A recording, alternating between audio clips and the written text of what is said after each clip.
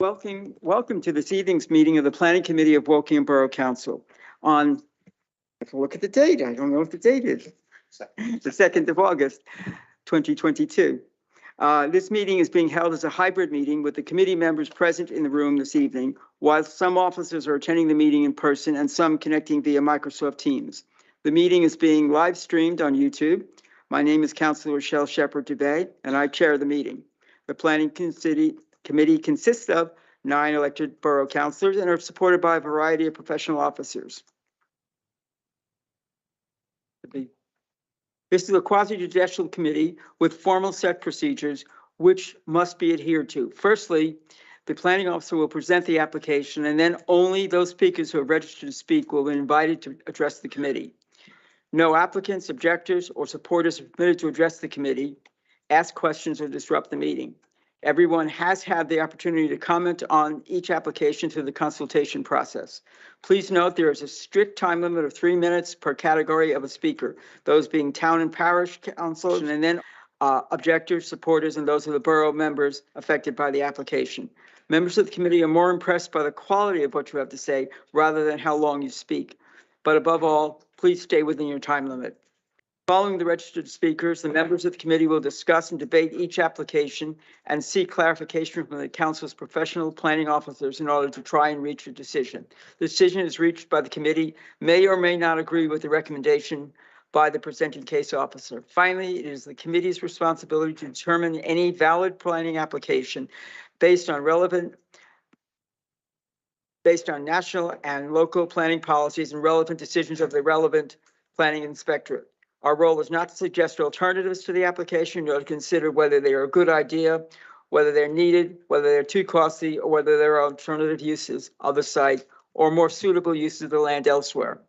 If you're joining us remotely, please ensure your camera is switched on only when you're speaking and that your microphone is unmuted only when you are speaking.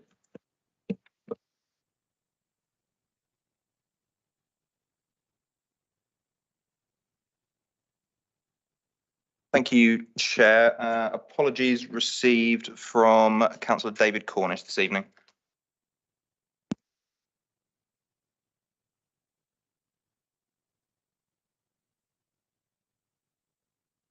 Declarations of interest? Yes. I normally approach these meetings with a very open mind. I think I need to declare my situation currently, and I'd like to say I'm surprised and disappointed that the planning decision made at the previous meeting, where a democratic vote was taken, is back here tonight. That said, I do understand the dilemma of the officers find themselves in if they feel at a later date the decision should be reviewed to avoid potential cost to the council.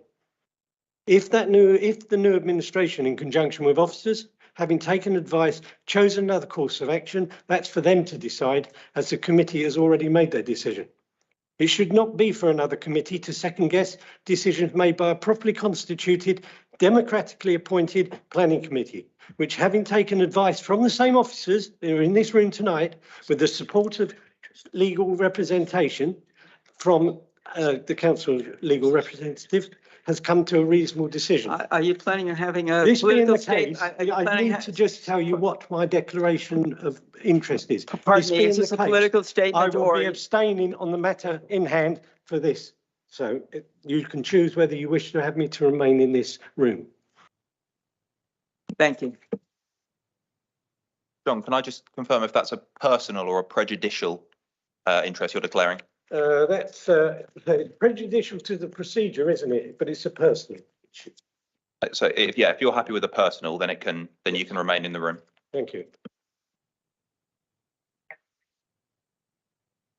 None, Chair. No, there's a part 1 session first. So first, I think Mary Severin is going to, from our legal team, she's going to make a quick introductory remark, I believe. Okay, Mary. Good evening, everybody. I'm just going to talk through the legal issues with regard to part 2. So as stated in the published part 1 report, since the time that this application was refused on the 13th of January 2022, in the course of dealing with the appeal, we've received confidential legal advice from the barrister instructed to represent us. he has provided us with new information which was not available at the time of the January decision. The law states that all council meetings and information provided as part of those meetings must be held in public, unless an exemption applies. One of the exemptions is stated in Part 12A of the Local Government Act 1972 at paragraph 5, which deals with legal professional privilege as stated in paragraph 4 of the Part 1 report. In order for the officer to provide you with information which has come to light and the legal advice which comes with it, the chairperson will invite the committee to resolve to exclude members of the public before debating the contents of that Part 2 report. Can I just ask Councillor Kaiser his interest? I didn't quite understand. I just wondered if I could did you say it's a personal interest, Councillor Kaiser? It's prejudicial to the procedure, but it's a personal interest. This has never happened before. We've never second guessed a planning application. I cannot understand why this has come back here, to be honest with you. Well, it was only because there's new information since the decision was made in January. That's all. That's the administration's decision. That's the executive administration's decision if they don't want to proceed with it. It shouldn't be coming back to the planning committee. Thank you. Mary, can I ask you a question? In view of this information, do you believe John Kaiser should remain for the committee meeting or not? It's totally up to him, of course, if he feels. I mean, the thing is that the decision is actually with the planning inspector. The issue in the Part 2 is whether you still want officers to proceed with the reasons for refusal that were given in the January decision. That's all it is. So you're not making a new planning decision here. You're simply guiding the officers on whether we should continue to fight the appeal. So I hope that makes sense. Yes, thank you. Stephen? I don't have any interest to declare, other than saying I wasn't involved in the earlier decision, so I come to this with a more open mind perhaps than anyone else. But I do think John is making a point about the process that I think is actually not, I'm afraid, correct. The committee has in the past been asked to look at planning appeals and give guidance as to how they want to proceed. It has happened before. Well, it hasn't, Stephen. The only time I've ever seen this happen is at an appeal where the applicant, where the officers decided that they don't want to go forward with it because there's a Excuse me, John, weakness. we're not having a discussion here.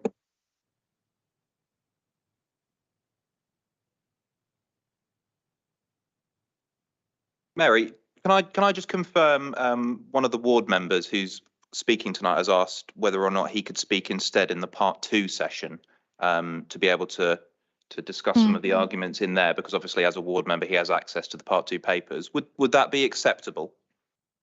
Okay, so this is really up to the chairperson, Councillor Shepherd-Dubé. I would only say that this is a very delicate situation. And of course, I understand Councillor Dennis wanting to speak. It really is up to the chairperson.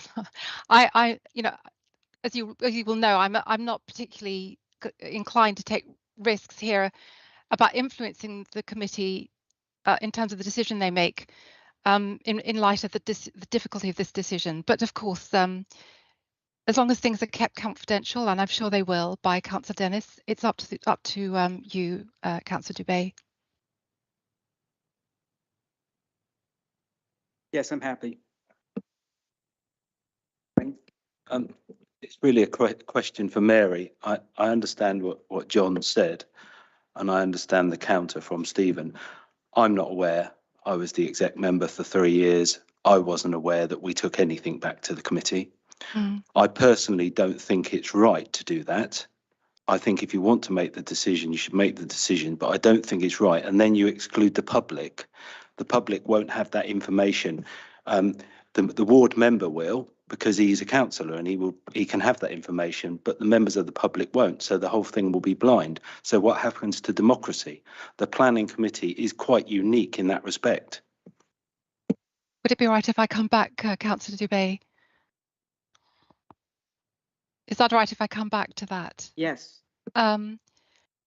So this has happened before. Many years ago. It's extremely rare. It's very difficult to talk through the minutiae of why we're coming back to committee until we get to the part 2 bit, because I can't really disclose too much at this point. But it is very important that we at least make you aware of this very difficult situation that we're in at the moment. We need to explain to you in great detail why we brought this back to you. It's not, we really don't have much option but to bring it back to you. We cannot, in our professional capacities, both as planning officers and lawyers, let you not know about this later decision. And that's really what it's about.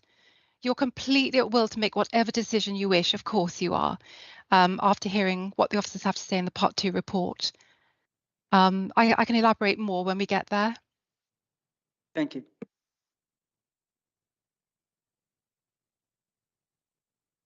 Okay, the part 1 bit now, please.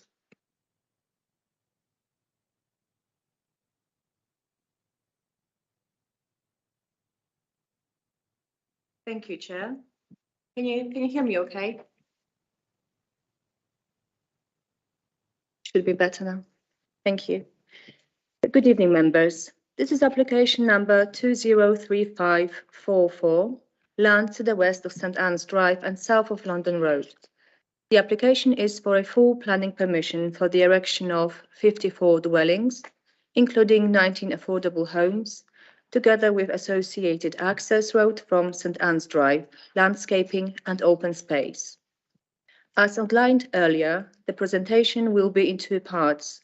Part 1 will set out the background to the proposal and will be carried out in open, whilst Part 2 will be presented in private to members owing to the sensitive nature of legal advice received. The application site is located south of London Road and to the west of St Anne's Drive, approximately 2 kilometres east of Wokingham Town Centre and approximately 3.5 kilometres west of Bracknell Town Centre. Montague Park development and associated Sang lie to the west. To the north lies Keep Hatch Gardens development. Bracknell Forest Council administrative boundary runs to the south of the site as indicated with a black line. To the east, there is protected woodland, St Anne's Manor Hotel, offices and residential dwellings. The Council's vision for the borough is set out in the core strategy and provides for major of residential development to be in 4 strategic development locations SDLs. Together, SDLs form an urban extension to the major development location of Wokingham, which is shown in purple in the slide before members. The North and South Wokingham SDLs are marked in orange. It is in those SDLs that the core strategy seeks to concentrate development to facilitate comprehensive planning of development and delivery of infrastructure to support it. The potential future development envisaged in illustrative SPD frameworks is shown in red. Planning applications permitted outside of the SPD framework are shown in blue.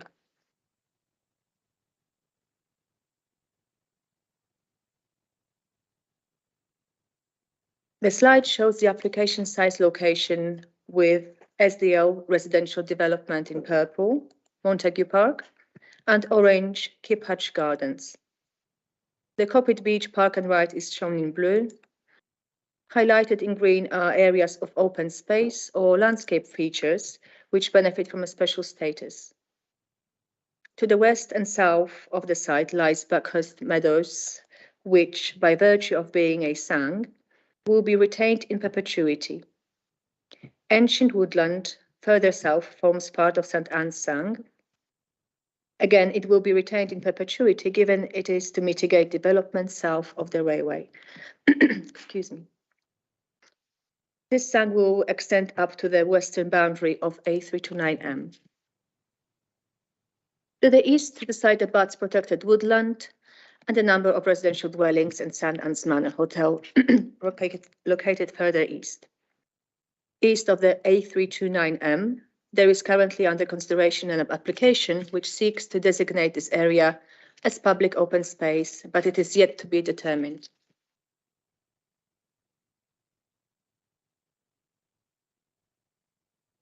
Planning permission in respect of this application was refused by Council on 13th of January 2022 for the following 4 reasons: separation gap, protected trees, affordable housing, infrastructure. The decision to refuse planning permission has been appealed and is to be heard by public inquiry commencing 27th of September 2022 for 8 days.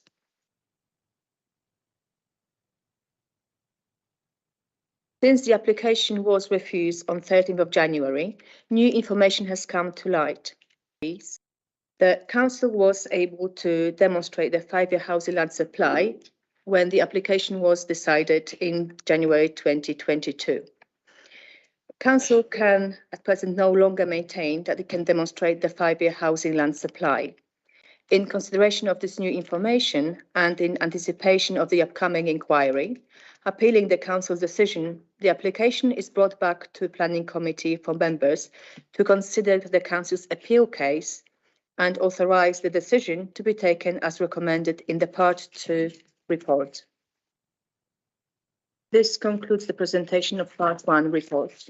Thank you. Thank you.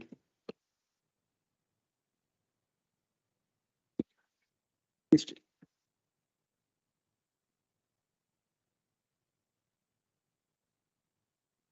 Sorry, Mr. Harish Chowdhury, Gatapati. I'm sorry if I've massacred your name. That's all right, no problem. Good evening, ladies and gentlemen. My name is Harish Chowdhury Gotipati.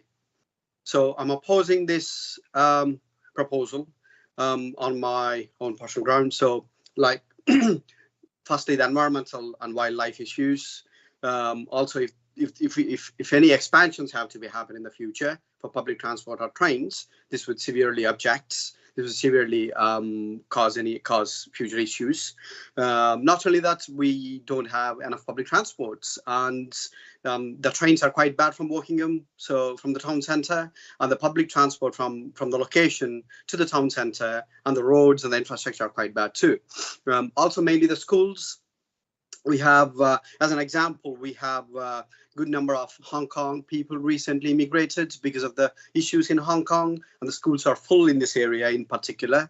So again, to accommodate kids and for the schools and the infrastructure, it's quite bad. Also, public transport is my main concern, as I stated in the startup of my in the startup. Buses, and also the traffic is quite bad at the moment.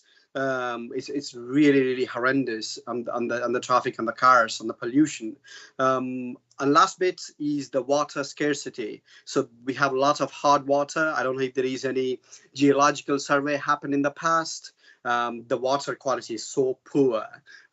So those are the points, and based on these points, I'm objecting this planning proposal. And also, I'm quite disappointed this meeting has been happening during the holidays, where many people are not there. 1, 2. It came again after rejection, which I'm quite disappointed. And some of the things are happening private behind the closed doors. I'm a taxpayer. I pay the Wokingham Borough Council my council tax. I'm not very happy with this. Thank you. Thank you.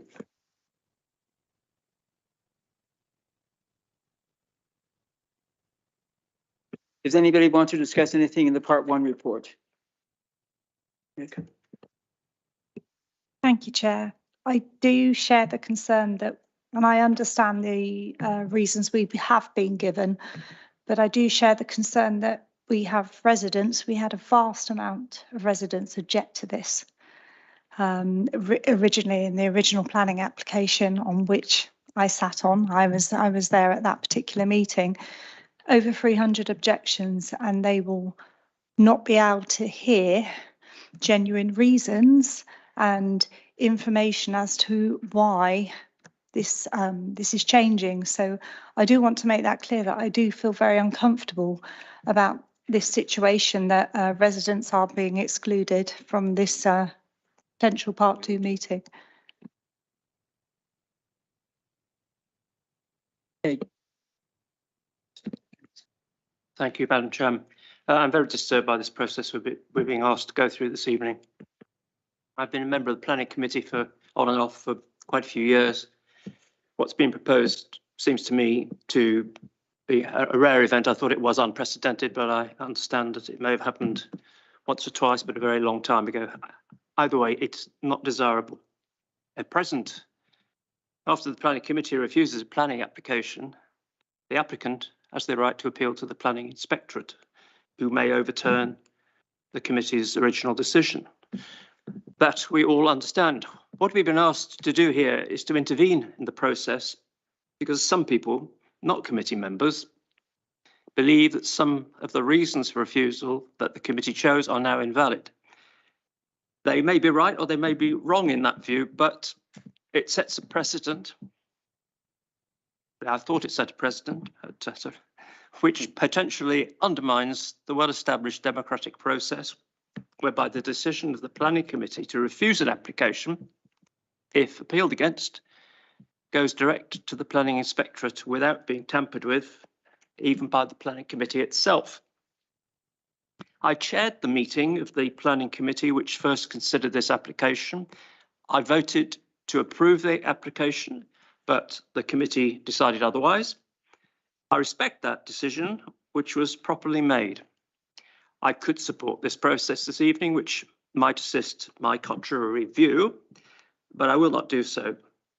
The present democratic system of determination is sound, has been seen to be sound, and should continue unamended. Thank you. And thank you, Rochelle.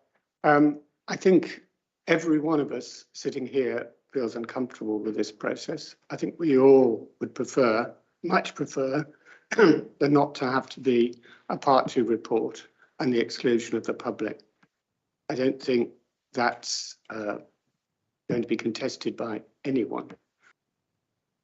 It isn't unprecedented, as we now had confirmed, but it's certainly very unusual and it's certainly very undesirable. But I think we have to face the reality that we are being asked to consider some very confidential and very delicate and sensitive information, which, were it heard in the public arena, would have an impact on the nature of the appeal process. So I think we do need to accept reluctantly that Part 2 is necessary. Mary? Thank you, Chairman. First of all, please could I just gently remind members that they should have an open mind about the Part 2 decision. Secondly, I'm aware that it's not really very desirable at all to hold a decision in Part 2. So I have written a short statement which I will pass by you in the Part 2 meeting, which we can put in the minutes to tell members of the public what decision you have made, depending on the decision, of course, so that they're not completely and utterly excluded from the Part 2 proceedings. This is always a difficult situation when there's very confidential information being discussed. And it's to do really with really about costs for the council at this difficult time of saving costs. Thank you. Chris? Could I ask, since reference is made to the Part 2 minutes, they are also confidential. How is anyone going to see them? Would it be possible at some point to turn them into Part 1 minutes at a later stage when they are no longer damaging? Yes, thank you, Chris. We don't write minutes for Part 2 meetings. There are no minutes. So did I mishear? I thought Mary was referring to minutes. I think what Mary was saying was that we could add a note within the Part 1 minutes as to the decision of the committee in the Part 2 session, but there won't be a set of minutes for Part 2. We don't create minutes for Part 2 meetings. Okay. Part 2. Yes. Are members happy to move into Part 2? So you just